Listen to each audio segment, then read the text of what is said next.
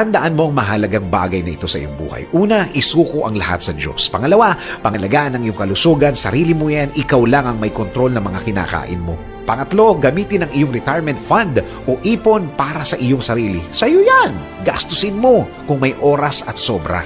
Pang-apat, pahalagahan ang natitirang oras sa iyong mahal na buhay. Panglima, makipagkita sa iyong mga kaibigan, pamilya, kaklase, mga dating kaopisina, pati dating nakasamaan ng loob habang may natitira ka pang oras.